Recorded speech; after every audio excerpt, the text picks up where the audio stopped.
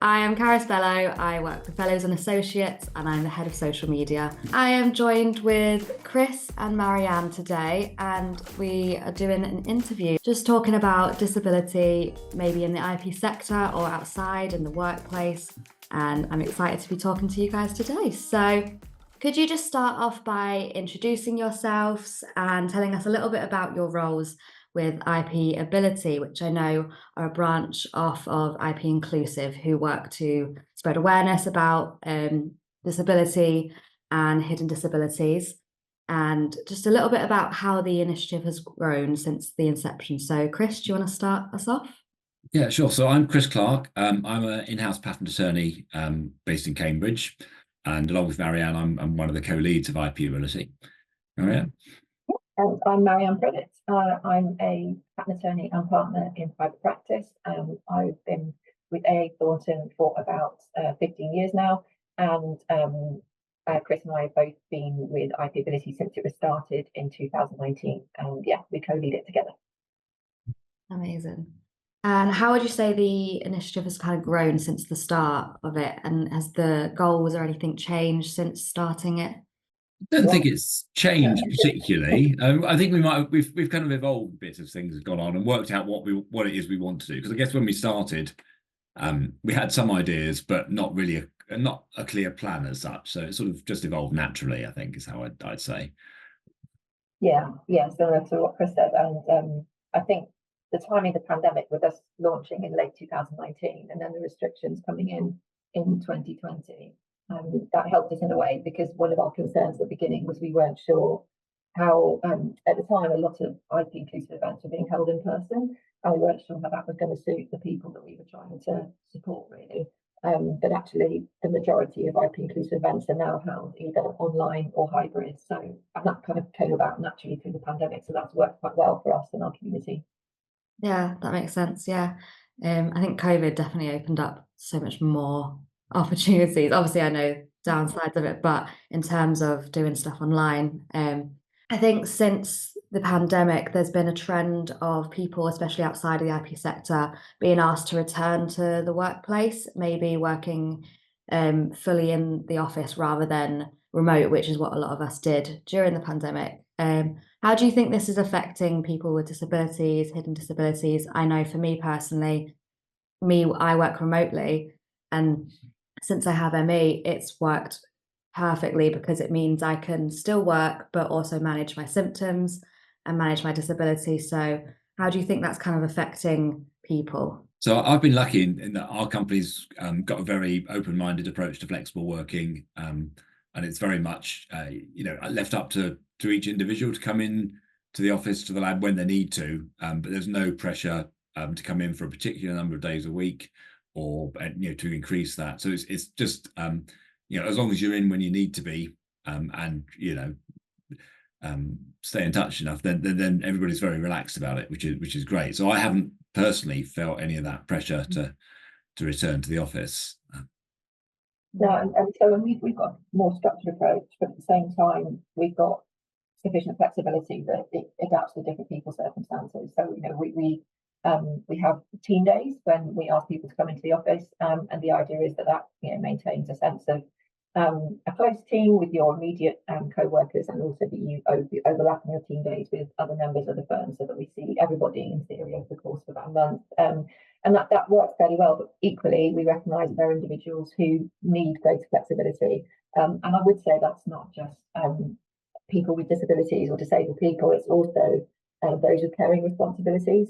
And that's something that IP Ability aims to cover as well, is not just the disabled community, but also those with caring responsibilities.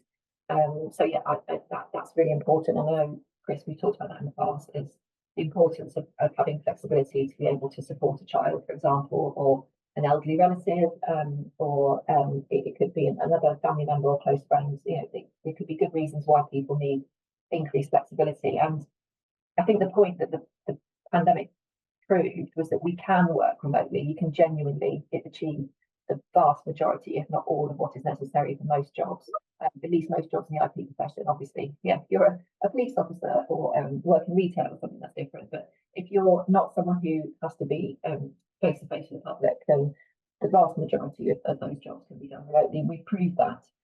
So although there may be benefits to people being in the office, if you've got a good reason why you can, you would benefit significantly from working at home, or in a different environment. It could be, could, for example, need to go spend time with an elderly relative and work remotely from there.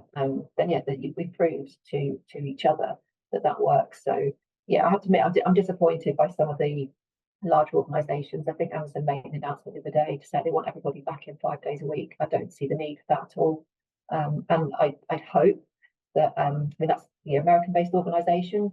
The Equality Act in the UK, as far as I know I'm biased, I think it's a fantastic piece of legislation, an important piece of legislation. But that started partly with the Disability Discrimination Act, which also started partly with the Americans with Disabilities. So I'd hope that America, those employees who are disabled, who are based in the US and working from Amazon, would be granted some flexibility, because surely they've proved they can do their job over the last 4 or 5 years. So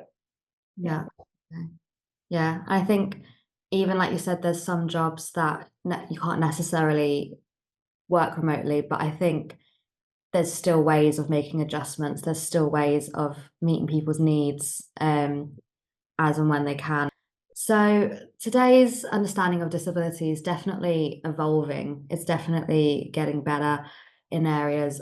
But how would you say you think people's perceptions of disability has changed over the years? How do you think, especially for hidden disabilities, do you think people's perceptions have changed positively, negatively?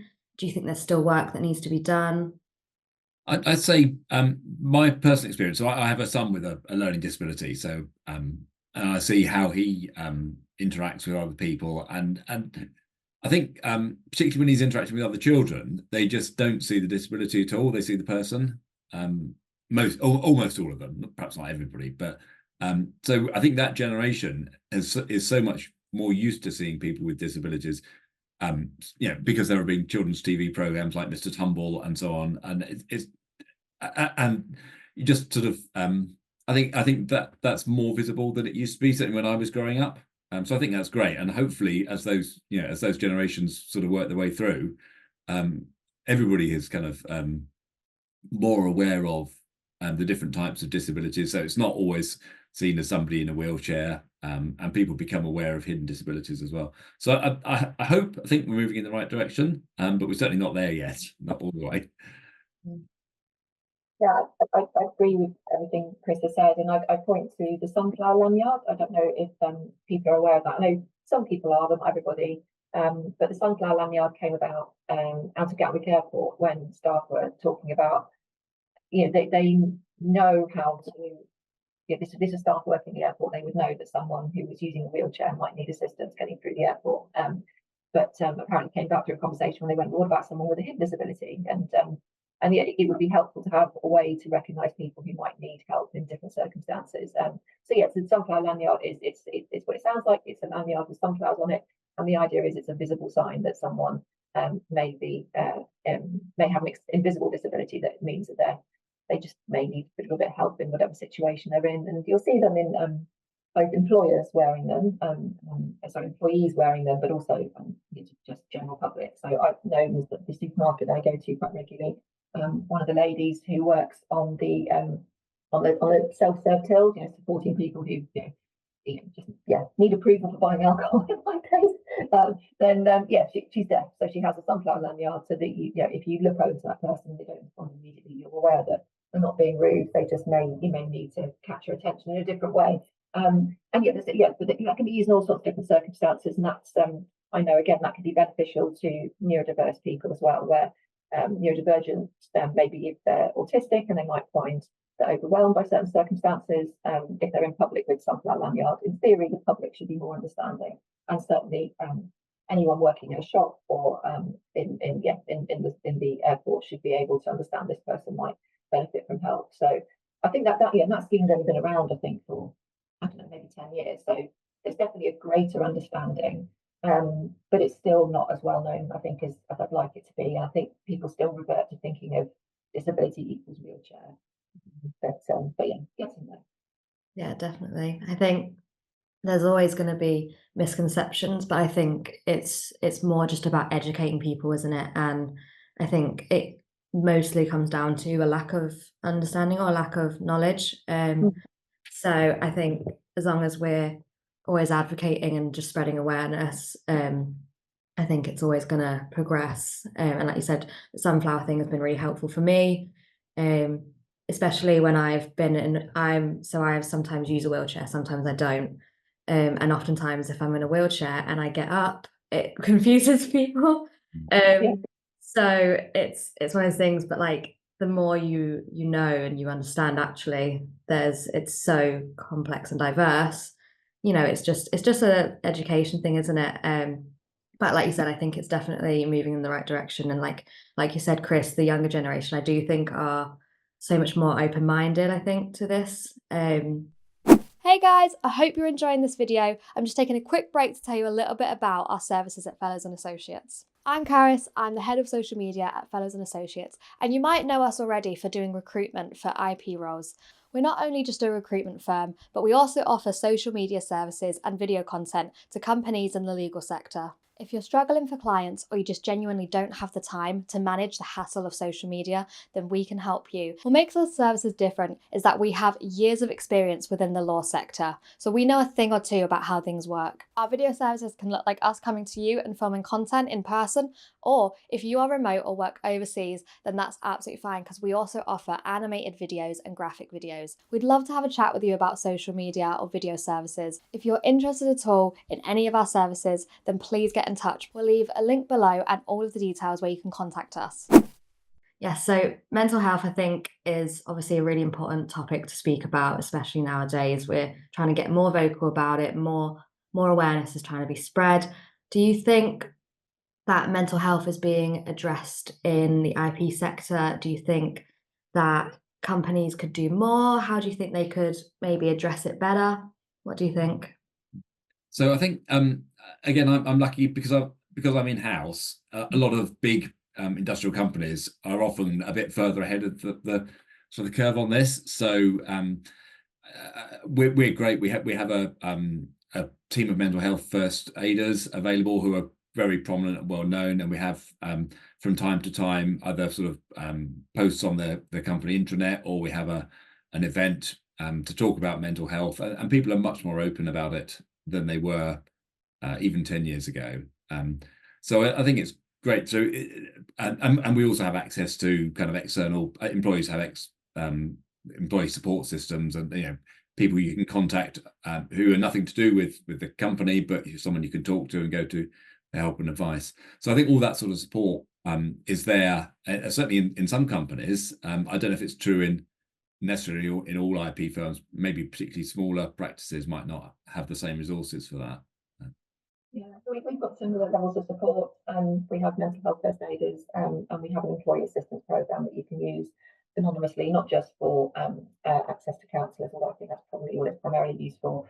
But yeah, no, I think it's very helpful that this is available, and I agree that the topics become much more, as you said, Carrie, much more openly spoken about, which is really positive. And again, I think the pandemic helped us deal with that, because we all had to recognise that everyone was under an unusual amount of stress at that point. So, but yeah, I think if I look back to the beginning of my career, I had a great employer at the beginning of my career, but there was no open discussion about this kind of thing at all. But I think there would be now. And Johnson Matthey I worked for at the time, and they were, as Chris kind of described, a large company. I'm sure that they're fully supportive of all their staff in that kind of way now. So I think the conversation has moved on in the last 20 years.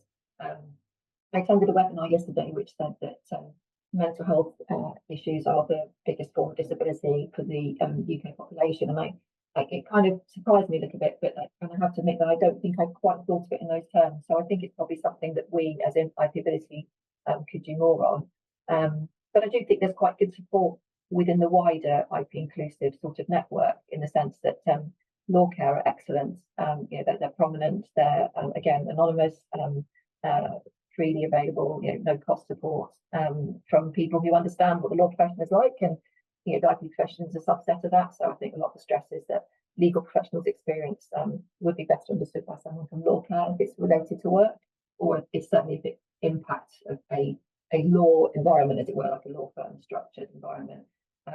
And equally, Jonathan's voice is very prominent now as well. So I think the wider IP inclusive community have done quite a lot in this area. But and yeah, as I'm sure Chris said as well, there must be employers that aren't quite there yet, but hopefully they'll engage with IP inclusive and other resources and move forward. Yeah, absolutely. I think it's been amazing to have IP inclusive, particularly for the IP sector, to really just have that support network. And like you said, you're always branching out, offering different networks and addressing people to different places that are going to help them and give them extra support. So that's really amazing, the work you are doing. So sometimes people can mean well, obviously. People are always trying to hopefully do the right thing, but sometimes we get it wrong. And I know people kind of, it's easy to get things wrong sometimes. So trying to accommodate for disability. So do you have any memorable stories about anyone who's kind of had the right intentions, but not necessarily got it right or hit the mark?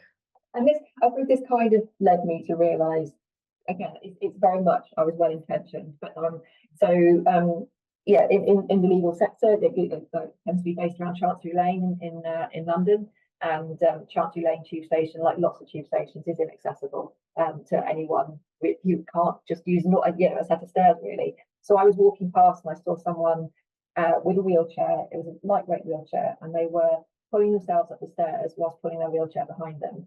And I just took his wheelchair off him. I was trying to be helpful, but I took his wheelchair off him, and he got really angry with me and said, you should have asked.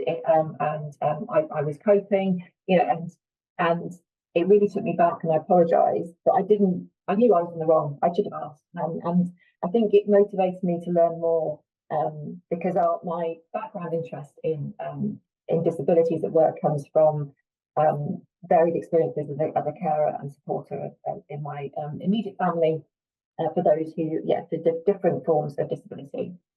But I still haven't really thought about it in terms of, because I don't know anyone who's a wheelchair user, and also because I'm the older sister, I guess I just imposed my version of helpfulness on other people in the past. So yeah, that kind of thing, I think in a way led me to reflecting that I needed to be actively inclusive. I don't just barge in and try and be helpful. I need to ask questions. So yeah, I'm embarrassed to admit it, but I've told it a lot of times, and I realise it's motivated me partly to do what I do now with disability and to be a better ally. Yeah, Chris? Yeah, so in my case, so my son has a learning disability, which means he's got quite limited speech. So he uses Makaton signing as one of his main means of communication. And although he hears perfectly well and he understands what we say to him, we sign to him as a way of encouraging him to sign. So we've had several times people seeing us signing to each other and assuming that he's deaf, which he isn't at all. But I mean, that's naturally what you think if someone's using sign language. But I mean, people have always been, when we explain why we're signing, then that's fine. So, they completely get it. But it's just sort of the automatic assumption is, oh, you must be deaf then, because. But I mean, I think as long as people are well intentioned, I don't think we'd ever be offended by that. Yeah. We talked about that I say we, but we organised a webinar where two members of the Disabled Solicitors Network discussed that. Discussed kind of, people with good intentions may cause offence, but as long as you learn from it and you continue to do whatever it is that upsets someone or just wasn't well received in the first place. But as I say, Chris recommended the programme on BBC to me and to others called There She Goes. And that's got lots of examples of that where there's misunderstandings, very, very silly misunderstandings. But yeah. I think people can be afraid to get it wrong, but I'd more prefer someone to kind of try and maybe get it wrong, but then be open to learning, I think, because, it's how we move forward. Otherwise, they're never going to know, So I think, like you said, it is usually, hopefully, well-intentioned. And I think that's how we move forward, by just learning and just gently telling people, oh, actually, this is this or this is that. So yeah. I think it's about the wheelchair and sometimes stepping up out of the wheelchair really confuses people. But that, again, that's something that, to be honest, I only learned from Deborah, who used to be a member of our committee, explaining that so she has an S, and as a consequence has been kind of becoming clumsier, I think, essentially over the years, and as a consequence less mobile. So I think she may be a full-time wheelchair user now, but certainly she was relating a story from when she wasn't. And where you haven't got good dropped curves, sometimes it was easier for her to get up out of the wheelchair, her partner to push the wheelchair down to the road, her to get back down in again. And kind of that switch in and out, she got really funny looks. She benefited from using the wheelchair, but equally she didn't want to be dumped down a curve and maybe like fall out. So yeah, that yeah, greater understanding.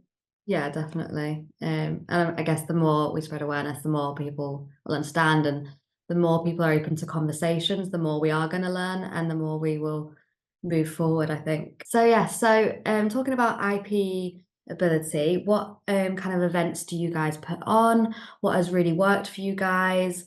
What's really engaging, and what could be maybe improved more in the future? We've done a lot of webinars over the years.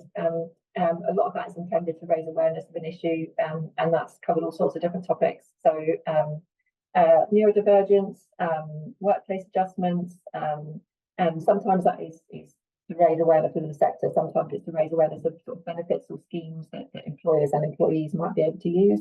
So access to work, for example. Also some sort of semi-education, I'd say, things like we had a webinar talking about accessibility of websites and content to make sure that the content that IP firms put out there is accessible to as many people as possible. We've done kind of guides around legal changes as well, so the Carers Rights Act and carers leave. I can't remember exactly what it's called, but basically carers being entitled to more leave. Just general sort of trying to combine legal advice with HR kind of practical implementation and personal experience. So we've run those kind of events a few times now. And then we've done articles to raise awareness. We tend to try and highlight particular topics around certain days or weeks of awareness, if you see what I mean. So again, and I think there's a neurodivergence pride or autism pride. I can't remember quite the phrase that gets used. We've done articles for that. What else have we done, Chris?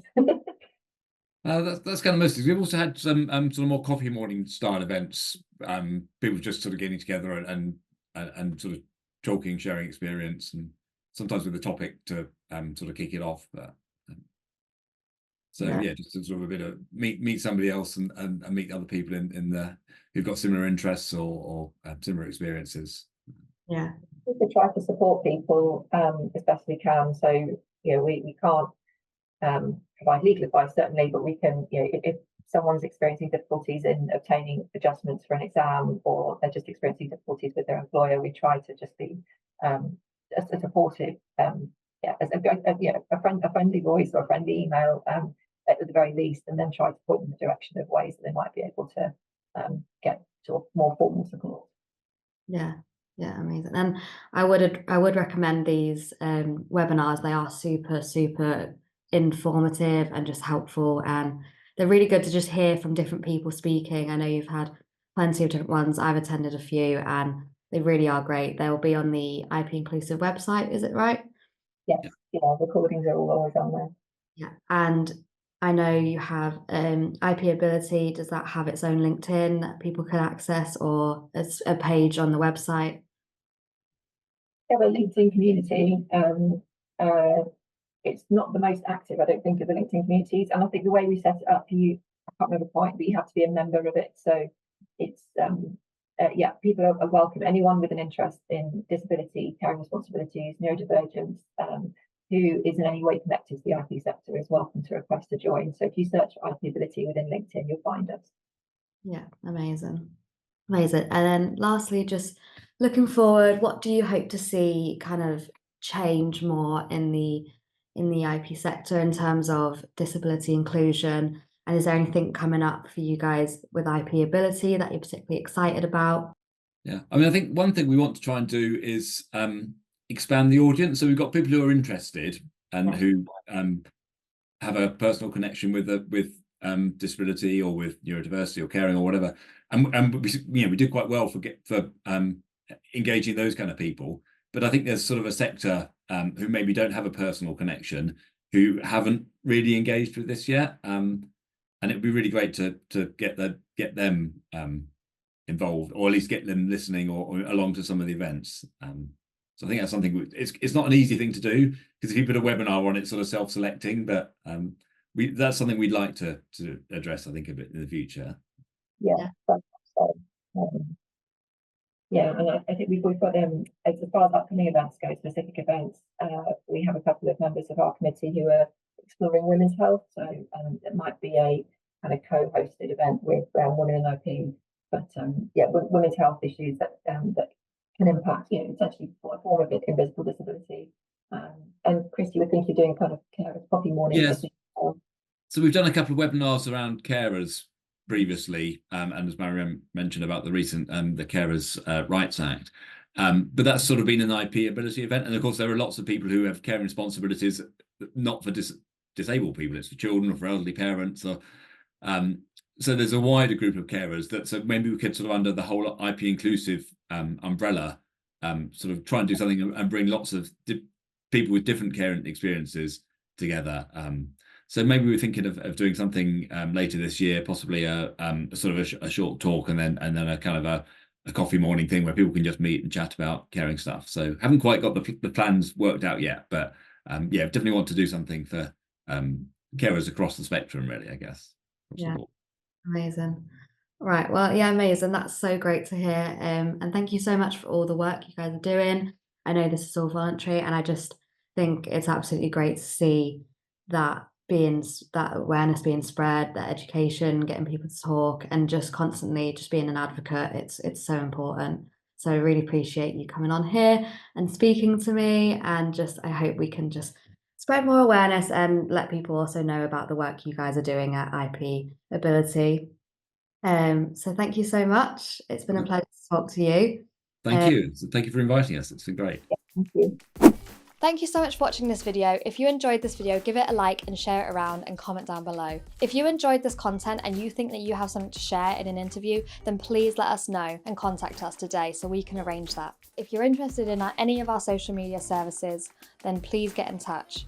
Not only do we offer social media services, we are a recruitment firm, and if you are looking for any roles within the IP sector, then get in touch or have a look at our job page at www.fellowsandassociates.com/jobs. Thanks for watching. Bye!